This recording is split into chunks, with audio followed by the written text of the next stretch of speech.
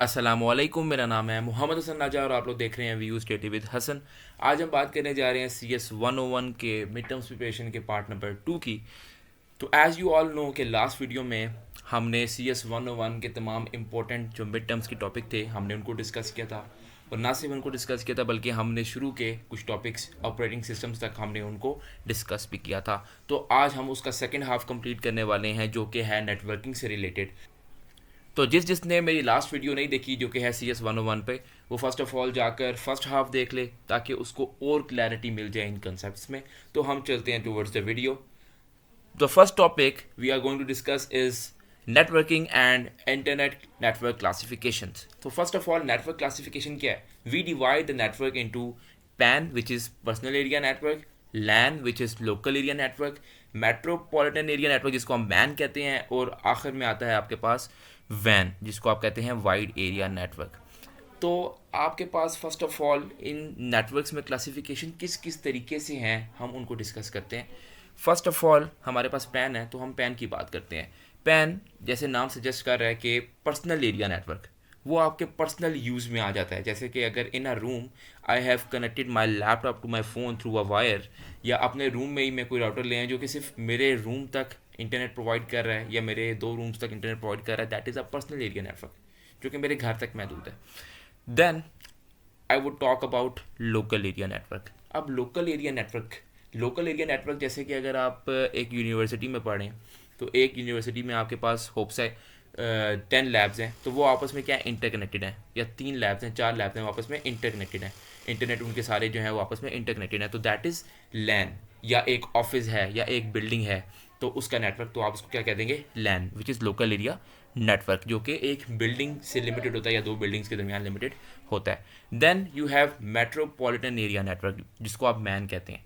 Metropolitan area network होता है जैसे with in a city, I would say Rawalpindi, I would say a certain colony, तो जो कि थोड़ा सा वाइड एरिया लगता हो, ठीक है, but it is limited to a city और एन एरिया, ठीक है। देन मेट्रोपॉलिटन एरिया नेटवर्क के बाद आपके पास आता है wide area network. Wide area network जिसको आप जेन्युइनली कहते हैं वैन। वैन की एग्जांपल में आता है इंटरनेट। इट मीन्स कि van is a wide area network. Wide area network का मतलब है कि ये सिर्फ कंट्रीज़ के विद इन नहीं बल्कि through out the countries world wide ये इस्तेमाल हो सकता है। तो इंटरनेट जो है वो एक एग्जांपल है वैन की। ये पूछा जाता है, मोस्ट इंपॉर्टेंट MCQ भी है। तो आपने जितने भी नेटवर्क्स हैं, फर्स्ट ऑफ ऑल नेटवर्क होता क्या है और उसके बाद नेटवर्क की जितनी भी क्लासिफिकेशन हैं इनको मेमोराइज कर लेना है, इनके डिफरेंसेस को भी अपने माइंड में रखना है। तो नेटवर्क क्या होता है? Network basically use by computers में आपके पास एंड्रॉइड्स भी आ रहे हैं, आपके iOS भी आ रहे हैं, आपके लैपटॉप्स विंडोज़ भी आ रहे हैं। तो that are typically used by devices to transfer the data on a shared medium. So that is basically a network, and the network is classified into which types? LAN, PAN, MAN, and WAN. Let's move towards our next topic, that is now let's talk about email. तो what is email? email आपके पास एक messaging application है। शुरुआत में in the early times आपके पास Yahoo हुआ करता था, and now you have email. Messaging application है, क्या होता है, इसके क्या क्या एडवांटेजेस हैं, आपने ये अपने मेमोराइज कर लेने हैं। क्या है? इंस्टेंट मैसेजिंग है, ब्राउज़र बेस्ड चैटिंग है, ऑनलाइन आप चैट कर सकते हैं, ट्विटर बेस्ड ट्वीट्स हैं, Facebook wall, one of the most oldest electronic mail that is known as email, ठीक है। Then you have protocol. कौन सा प्रोटोकॉल ईमेल यूज़ करता है? SMTP, simple mail transfer protocol. जो मेल को ट्रांसफ़र करने के लिए प्रोटोकॉल होता है उसको आप कहते हैं सिंपल मेल ट्रांसफ़र प्रोटोकॉल। और हम चूँकि ईमेल की बात करें तो ईमेल जो है वो ईमेल इसको यूज़ करता है, दैट इज़ SMTP। देन आपके पास जो है डिफरेंट प्रोटोकॉल्स को डिस्कस किया गया है। आपने डिफरेंट प्रोटोकॉल्स को एक बार देख लेना है कि वो किस पर्पज़ के लिए यूज़ होते हैं। फर्स्ट यू हैव SMTP जो हमने ऊपर डिस्कस कर लिया, that is for text messages. Then you have MIME, multi-purpose internet mail extension, that was a compatible form to SMTP, मतलब SMTP की एक updated version है। Then you have post office protocol जिसको आप POP3 भी कहते हैं, version 3। Then internet mail access protocol IMAP। Basically आपके पास POP3 और IMAP जो हैं वो सर्वर मशीन्स के तौर पर एक्ट करते हैं। So on you have different types of protocols that you can memorise, but आपने सिंपली इनकी कंपैटिबल फॉर्म्स को देख लेना है कि ये जो प्रोटोकॉल्स हैं ये भी इस्तेमाल हो सकते हैं अल्टरनेटिव टू SMTP। देन आपके पास नेक्स्ट आ जाता है, okay, so the recent topic that we are discussing is networking and the internet, that is protocols. तो protocols में basically क्या होता है, protocols are the rules that are basically used for all the activities that are conducting within a network. तो first of all आपके पास कौन कौन सी activities हैं जो कंडक्ट हो रही हैं विदिन अ नेटवर्क, उनको प्रोटोकॉल आपका जो कंट्रोल कर रहा है. आपको दो चीज़ें आइडिया होना चाहिए. आपके पास जो प्रोटोकॉल्स हैं वो है, so the recent topic we are discussing now is networking and the internet that classifies protocols. तो first of all what is protocol? Protocol basically वो rules हैं, वो तमाम rules जो कि यूज़ होते हैं किसी भी एक्टिविटी को कंडक्ट करने के लिए विदिन अ नेटवर्क. ठीक है, तो those are protocols. Then protocols के बाद आपके पास प्रोटोकॉल्स की कौन कौन सी टाइप्स हैं जो आप यहाँ पर देख रहे हैं. One is CSMA-CD and one is CSMA-CA. तो first of all what is CSMA-CD, आपको एब्रीविएशन याद होनी चाहिए. Carrier sense multiple access with collision detection. मतलब है कि आपके पास व्हेन कंप्यूटर्स आर इंटरकनेक्टेड, आपके पास देखो कंप्यूटर्स जो हैं वो इंटरकनेक्ट हुए हैं एक सर्वर में, तो आपके पास जो वे थ्रू है वो एक ही है. अगर यहाँ पर ये कंप्यूटर इसको ट्रांसफ़र करता है और ये कंप्यूटर भी इसी को ही ट्रांसफ़र करता है, तो ये दोनों आपस में क्या कर देंगे, कोलाइड कर देंगे. और अल्टीमेटली जब वो कोलाइड कर देंगे तो आपका सर्वर जो है वो क्रैश कर जाएगा. तो इसको पहले डिटेक्ट ये नहीं होता था. जब ये डिटेक्ट नहीं होता था, अल्टीमेटली आपका टाइम ज़ाया होता था, आपका जो ट्रांसमिशन है वो रुक जाती थी और यूज़र को आइडिया ही नहीं होता था कि क्या हुआ है. तो उस चीज़ के लिए ये प्रोटोकॉल यूज़ किया गया जिसे आप कहते हैं CSMA-CD, जिससे आपकी कॉलिजन जो है वो डिटेक्ट हो जाती थी. अल्टीमेटली कंप्यूटर उसको डिटेक्ट कर लेता है. अब उसको डिटेक्ट करने के बाद आपके पास उस प्रॉब्लम को सॉल्व करने के लिए आपको एक और प्रोटोकॉल चाहिए था. तो उस प्रॉब्लम को सॉल्व करने के लिए आपके पास प्रोटोकॉल आया जिसका नाम है CSMA-CA. तो बेसिकली नाम उसका शुरू से वही है, carrier sense multiple access with collision. CA collision avoidance, वो था कॉलिजन डिटेक्शन. तो अब कॉलिजन अवॉइडेंस क्या करता है कि आपके पास एक छोटा सा रूल है, वो एक कॉइन जो है वो वहाँ पर रख देता है, टोकन जिसको आप कहते हैं. और जिस नोड्स ने भी डाटा ट्रांसफ़र करना होता है, आपके पास फर्स्ट ऑफ ऑल आपको पता होना चाहिए नोड क्या होता है. तो समझ लें ये मेरे पास नेटवर्क बना हुआ है जिसमें मल्टीपल कंप्यूटर्स आर इंटरकनेक्टेड. तो यहाँ पर जहाँ पे एक सर्वर मशीन के साथ मल्टीपल कंप्यूटर्स जो हैं वो कनेक्ट हुए हुए हैं डाटा शेयरिंग के लिए और रिसोर्स शेयरिंग के लिए, यहाँ पर ईच कंप्यूटर को आप कह सकते हो नोड. एक एक कंप्यूटर का नाम क्या है, नोड है. तो मैं क्या कह रहा हूँ कि अगर किसी भी नोड ने डाटा ट्रांसफ़र करना है तो वो क्या करेगा, वो उस टोकन को पिक कर लेगा. अब जब दूसरे कंप्यूटर भी सेम टाइम पे डाटा ट्रांसफ़र करना है, वो टोकन लेने जाएगा, उसको टोकन नहीं मिलेगा, वो रुक जाएगा. इस वजह से आपकी कोलिजन जो है वो अवॉइड हो जाती है. तो ये दो प्रोटोकॉल्स आपने बस अपने माइंड में इनका कंसेप्ट बिठा लेना है. Let's move towards the next topic. So the recent topic that we are discussing is networking and the internet, combining networks. So first of all combining networks में आपके पास जितने भी components हैं ना related to the network वो आ रहे हैं. अब first of all कौन कौन से components हैं, आपको पता है एक बहुत मशहूर कंपोनेंट दैट इज़ राउटर. तो इसी तरह से आपके पास most of the time most से आपके पास जो कंपोनेंट्स होते हैं वो यूज़ होते हैं नेटवर्क्स में. तो आप लोगों को कुछ होंगे जिनके आप नाम पहली दफ़ा सुन रहे होंगे, कुछ होंगे जो आपने बेसिक क्लासेस में भी जिनके बारे में डिस्कस किया होगा. तो फर्स्ट ऑफ ऑल हम बात करते हैं ब्रिज के बारे में. तो ब्रिज क्या है, bridge is similar to but more complex than a repeater. अब पहले आपको पता होना चाहिए व्हाट इज़ अ रिपीटर. तो अगर आप ऊपर बात करें रिपीटर की, तो रिपीटर क्या करता है, आपके पास जैसे आपके पास रास्ते में खंबे नहीं लगे होते मुख्तलिफ, वो क्या करते हैं कि सिग्नल्स को दोबारा से एम्पलीफाई कर देते हैं. तो वो एज ए रिपीटर काम कर रहे होते हैं कि सिग्नल दूर से आता है, जब वो उसके पास टच करता है अल्टीमेटली वो सिग्नल को दोबारा उसी स्पीड उसी ताकत के साथ दोबारा ट्रांसमिट कर देता है, सिग्नल को वीक नहीं होने देता. तो दैट इज़ रिपीटर. तो देन आप रिपीटर की बात कर रहे हैं, ब्रिज जो है वो एक रिपीटर की तरह ही है बट ये थोड़ा सा उससे कम्प्लेक्स है. क्या करता है, like a repeater it connects to buses but it does not necessarily passes all the messages across the connection. Instead it looks at the destination address that accompanies each message. वो क्या कह रहा है, वो फर्स्ट ऑफ ऑल डेस्टिनेशन को specify करता है, destination को स्पेसिफाई करके कनेक्शन चेक करने के बाद वो मैसेजेस को ट्रांसफर करता है. तो इसमें आपने मोस्टली जो है ना वो सबके डिफरेंसेस देख लेने हैं, इसको एक दफ़ा रीड कर लेना है और सारे डिफरेंसेस कौन कौन सी चीज़ें आप रीड करनी है मैं आपको बताता हूँ. एक ब्रिज, एक स्विच, देन आपके पास इसमें है राउटर्स तो आपको पता है कि वो पैकेजेस को ट्रांसफ़र करता है, नेटवर्क पैकेजेस को. तो आपको इतना ही पता होना चाहिए राउटर के बारे में. देन आपके पास इसमें से आपने करना है गेटवे. That's it. ठीक है, गेटवे क्या है, the point at which one network is link to internet is called gateway. ये सब चीज़ें जो छोटी छोटी चीज़ें हैं ये ऑब्जेक्टिव में पूछी जाती हैं, तो इनको आपने थोरोली मेमोराइज कर लेना है. Let's move towards the next topic. तो the recent topic that we are discussing is method of process communication. तो प्रोसेस कम्युनिकेशन क्या है, इंटर प्रोसेस कम्युनिकेशन. वो कम्युनिकेशन जो एक क्लाइंट और एक सर्वर मशीन के दरमियान होती है उसको हम कहते हैं इंटर प्रोसेस कम्युनिकेशन. तो अब आपको नाम से आइडिया हो रहा है कि who is a client and what is a server machine. तो क्लाइंट वो बंदा है जैसे कि मैं हूँ, मैं अपना जो डाटा है कुछ भी है मैं उसको सर्च करने के लिए उसको गूगल पे एंटर कर देता हूँ, मैं क्लाइंट हूँ सर्वर मशीन का, मैं उसको एंटर दबा देता हूँ। अब सर्वर मशीन जो है वो उसकी अपनी एक्टिविटीज़ हैं, मैं क्लाइंट हूँ मेरी अपनी एक्टिविटीज़ हैं। तो क्लाइंट एक्टिविटीज़ क्या है कि मैं क्यूरी को सर्च करने के लिए बॉक्स में आ गया हूँ, मैंने इसको सर्च कर लिया है। अब सर्वर मशीन को क्या होगा, फर्स्ट ऑफ ऑल कंप्यूटर जो है वो मेरी जो क्यूरी है वो उसको उसकी लैंग्वेज में कन्वर्ट करेगा ताकि वो समझ सके कि मैं उसको क्या कमांड दे रहा हूँ। जब जब वो उस क्यूरी को समझ जाएगा, रिकॉग्नाइज कर लेगा उसकी लैंग्वेज में ट्रांसफर होने के बाद, तो हमारे दरमियान में जो कम्युनिकेशन हैंडल हो रही होगी जिसको हम इंटर प्रोसेस कम्युनिकेशन कह रहे हैं, that is handled by a server. ठीक है। Then you have a lot of types, P2P जिसको आप पीयर टू पीयर कहते हैं। देन फाइल सर्वर, इसमें आपने इन चीज़ों को मेमोराइज नहीं करना क्योंकि ये बिल्कुल अनइम्पोर्टेंट है, आपने बस थोरोली एक बारी कंसेप्ट देख लिया, that is what is a server, what is a client and what is a server machine, that's it. Inter process communication के यही तीन जो हैं मेन कंपोनेंट्स हैं। Then let's move towards the next topic.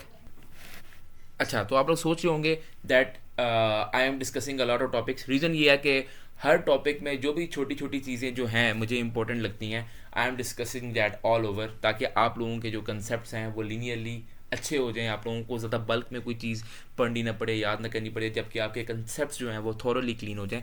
तो I hope कि आपके जितने भी कंसेप्ट हैं वो थोरोली डिस्कस कर रहा हूँ मैं। अगर आपको किसी भी चीज़ में कोई प्रॉब्लम है तो वो भी आप मुझसे डिस्कस कर सकते हैं, मेरा डिस्क्रिप्शन में नंबर भी होगा, आप मुझे पर्सनली कॉन्टैक्ट भी कर सकते हैं। And you can also join my YouTube channel. तो also you can also join my YouTube channel and my WhatsApp channel. Then हम बात करने लगे हैं इंटरनेट एप्लीकेशंस के बारे में। इंटरनेट एप्लीकेशंस में आपके पास जितने भी प्रोटोकॉल्स हैं, नेटवर्क प्रोटोकॉल्स कौन कौन से हैं आपके पास, मैं आपको बताता हूँ। न्यूज़ के लिए आप NNTP यूज़ करते हो, फाइल ट्रांसफ़र के लिए FTP file transfer protocol. Then आपके पास hyper text transfer protocol HTTP आप यूज़ करते हो वेब पेजेस से कोई भी चीज़ सर्च करने के लिए। देन इलेक्ट्रॉनिक मेल, ईमेल हम पीछे डिस्कस कर चुके हैं, that is use to send email text messages and it uses SMTP simple mail transfer protocol. Then you have VoIP voice over internet protocol. तो ये कुछ सिमिलर प्रोटोकॉल्स हैं जिनको आपने थॉरोली एक बारी देख लेना है क्योंकि इनके बारे में कोई भी MCQ आपसे पूछा जा सकता है। Let's move towards the next topic. Now let's talk about HTML। तो HTML आप लोगों ने नाम सुना होगा, एज ए लैंग्वेज इस्तेमाल होती है for creating web pages over the internet. तो first of all what is HTML, stand for क्या है, तो HTML stands for hyper text markup language. Hyper text markup language जो है वो वेब पेजेस को बनाने के लिए यूज़ होती है, जिसको आप वेब डिज़ाइनिंग में यूज़ करते हैं।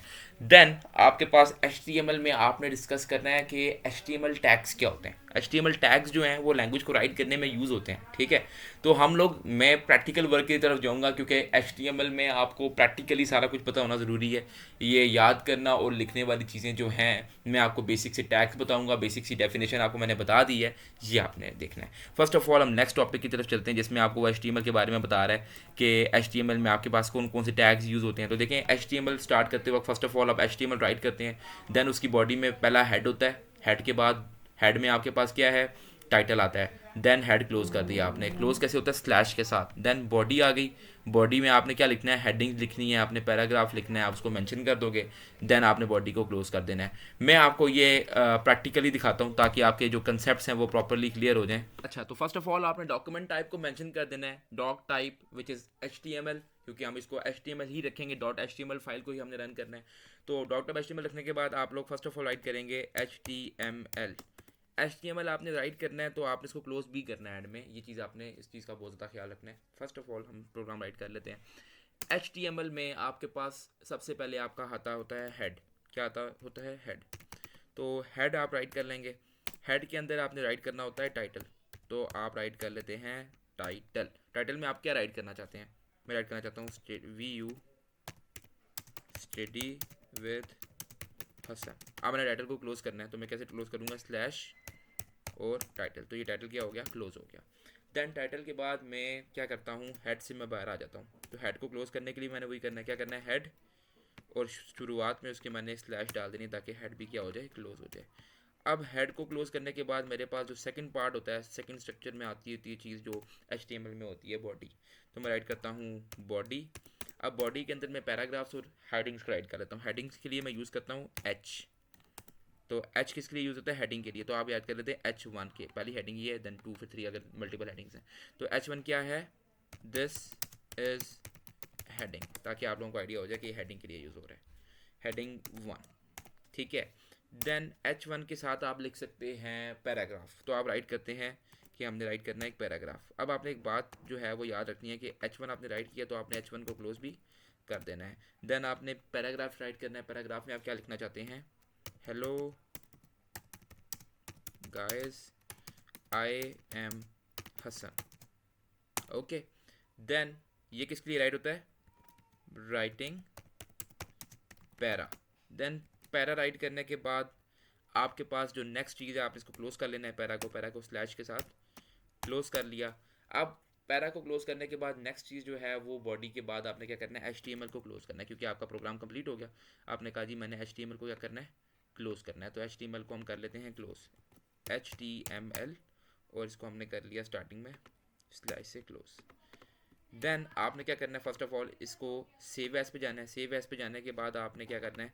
इसको एज ए कुछ भी नाम रख के .html फाइल से आपने इसको सेव कर लेना है। देन सेव करने के बाद आप यहाँ पर आएंगे तो आपके पास एक डॉक्यूमेंट क्रिएट हो गया होगा। आपने इसको क्या कर लेना है? Open with Google. तो आपने देख लिया क्या हुआ। First of all this is heading 1, ये आपका क्या हो गया? टाइटल आ गया। देन आपके पास आपकी hello guys I am Hasan writing para. ठीक है, तो आपने फर्स्ट ऑफ ऑल देख लिया कि आपका टाइटल क्या आ गया? व्यू स्टडी विद हसन, जो मैंने राइट किया था। देन आपके पास फर्स्ट हेडिंग जो है वो क्या आ गई? दिस इज हेडिंग 1, एंड आपके पास जो है नीचे पैराग्राफ भी आ गया। अब इन केस आप जो चाह रहे हैं कि आपका जो पैराग्राफ में जो डाटा है वो बोल्ड आए, तो आप क्या करेंगे?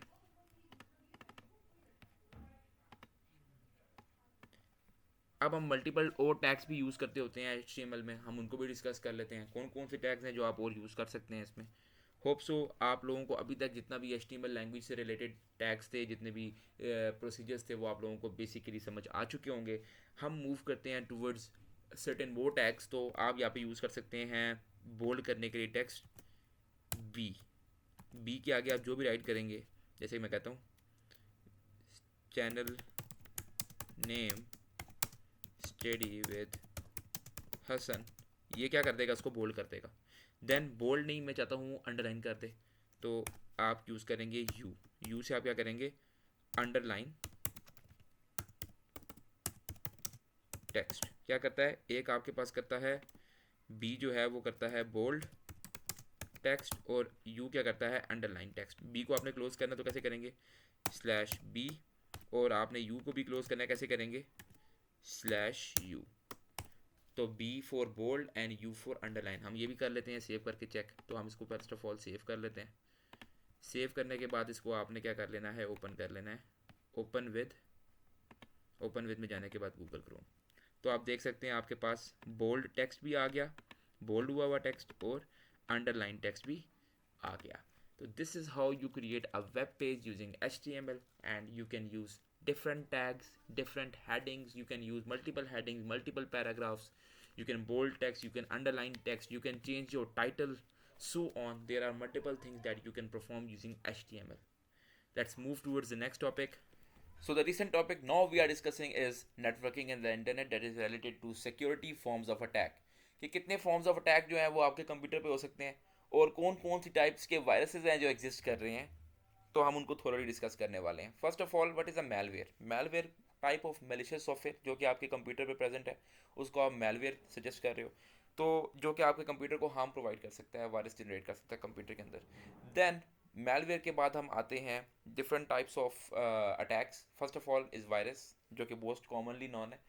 वायरस क्या करता है? आपके कंप्यूटर की जो एबिलिटी है टू एग्जीक्यूट प्रोग्राम्स, होस्टिंग, वो उस चीज़ को रोक देता है। उस चीज़ में डाटा को आपके इन्फेक्ट कर देता है, कंप्यूटर के प्रोग्राम को इन्फेक्ट कर देता है। देन आपके पास है वॉर्म। अब वॉर्म बेसिकली क्या होता है? वॉर्म बेसिकली एक ऑटोनोमस प्रोग्राम है। बेसिकली मतलब क्या है कि it is similar like a virus, लेकिन वो अपने आप को रेप्लिकेट कर लेता है। इंटरनेट के थ्रू या शेयर्ड मीडियम के थ्रू आपके कंप्यूटर के अंदर आ जाता है। देन आहिस्ता आहिस्ता वो अपने आप को रेप्लिकेट करके बढ़ाता जाता है, जो कि बहुत खतरनाक है आपके कंप्यूटर साइंस के लिए, कंप्यूटर के लिए। देन वॉर्म के बाद आपके पास आता है ट्रोजन हॉर्स। ट्रोजन हॉर्स जो है ना, ये आपके पास कदीम ज़माने में जब जंगें होती थी तो उसमें क्या करते थे कि वो किसी के कैसल के अंदर के सिस्टम को खोखला करने के लिए एक स्टैचू सा बना लेते थे, और उसके अंदर ना सारे इकट्ठे हो जाते थे। तो जो ही वो लोग उस चीज़ को अपने कैसल के अंदर लेके जाते थे, तो अल्टीमेटली वो धोखे की सूरत में वो उनको वो जो अट्रैक्टिव चीज़ लग रही होती थी वो अल्टीमेटली उनके लिए ख़तरे की घंटी होती थी, और वो कैसल के अंदर आ जाते थे और हमला करके सब कुछ ख़त्म कर देते थे। तो इसी तरह आपके पास ट्रोजन हॉर्स का नाम इस वायरस को दिया गया है कि फ़र्स्ट ऑफ ऑल ये विक्टिम के कंप्यूटर में थ्रू अ सर्टेन ऐप, जो कि कोई गेम हो सकती है, कोई ऐसी चीज़ जो अट्रैक्टिव हो आपके लिए, आप उसको ले आते हो अपने कंप्यूटर के अंदर, और अल्टीमेटली वो आपके सारे डाटा ही उड़ा देती है, सर्टेन टाइम आपका पूरा सिस्टम ही उड़ा देती है। तो देन आपके पास स्पाईवेयर आता है, स्निफिंग सॉफ्टवेयर, जिसको आप हैकिंग भी कहते हो।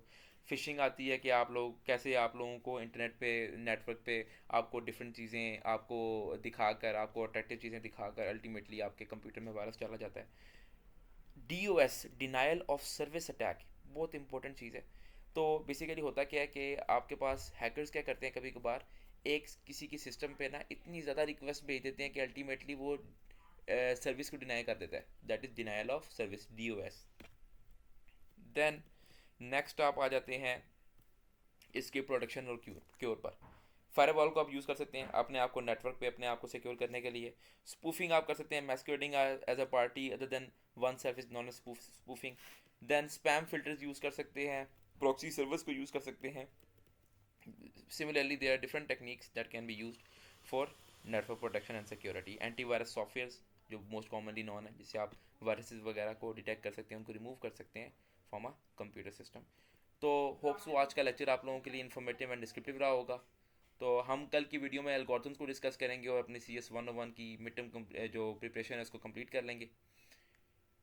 आज की वीडियो में अगर आपको कोई भी प्रॉब्लम हो तो आप कमेंट सेक्शन में डिस्कस कर सकते हैं, मेरा नंबर भी डिस्क्रिप्शन में, आप मुझे भी मैसेज कर सकते हैं। Like and subscribe the channel. खुदा हाफिज़, शुक्रिया।